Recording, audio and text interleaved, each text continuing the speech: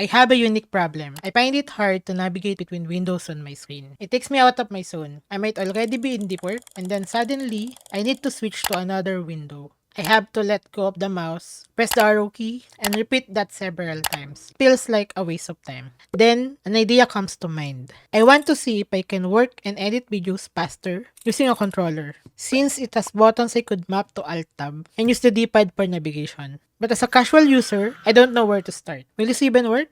So after some research, I think what I'm looking for was a micropad. Yeah, I can't afford that. So I'll just stick to my own controller for now. Any controller will do, I think. Next is I need to find a way to map the controller buttons with a keyboard bind, which I thought should be easy, right?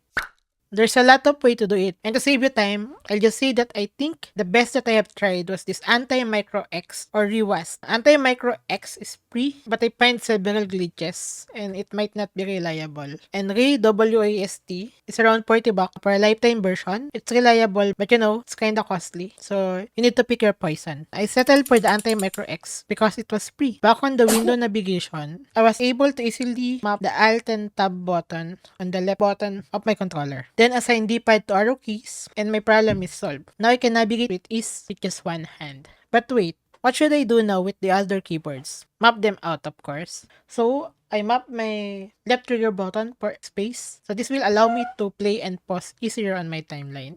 I navigate my timeline by using the scroll wheel of the mouse. And it's actually kind of tiring and annoying sometimes. But when I map it to the left joystick of the controller, see how much smoother I can navigate now on this timeline. Like battery smooth. Another annoying things that I find when editing videos on Premiere is that when I'm trying to move the object, I need to adjust this number by holding left key and moving the mouse. The problem with that is that the mouse has a limited movement, so I map it to the right joystick and see, problem solved. Now I can drag any object in any position with much smoother navigation. The next thing is that I map the undo and redo button just for fun. So I think it's much easier to hit undo and redo button. Or I can still use the control C or control shift C. But I think it's much easier to do it on these two buttons instead. One of the common function that I have is to pinpoint the in and out. When I'm using soundtrack effects, I don't really need to add the whole thing. I just want to pick out some portion of it. What I do is I map the I and the O bottom of my keyboard for the in and out position.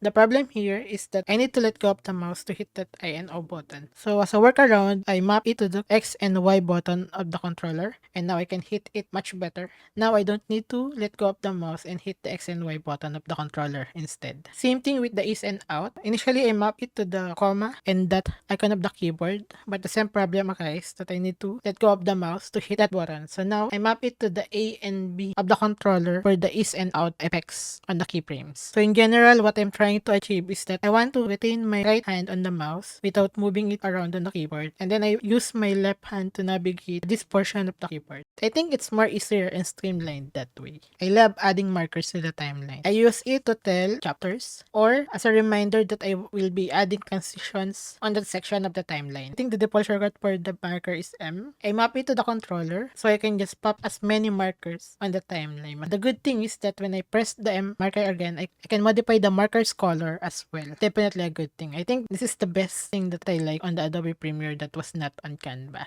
The other thing that I want is to add colors on my timeline so that it will not be boring. And it also sometimes tell me that I need to go back to that section for further fixing. So that's why I bind it to the controller as well. Nesting. Honestly, for the nesting, I still not quite been accustomed to this functionality. So I bind it to the controller so that I can use it much more on my editing flow. And then one of the most used functionality that I have is that when I'm editing videos and there's a gap on the timeline, I just use the frame hold to extend that line. I just hold that frame as much as possible to fill the gap. So to do that, I always need to right click and then find the frame hold, which is so much process. So now I bind it to the right trigger. This definitely will make my editing faster. Although just microseconds, over time, across hundreds of hours doing editing, it should accumulate a lot of saving times and save me from frustration. And hey, isn't it more fun hitting a controller?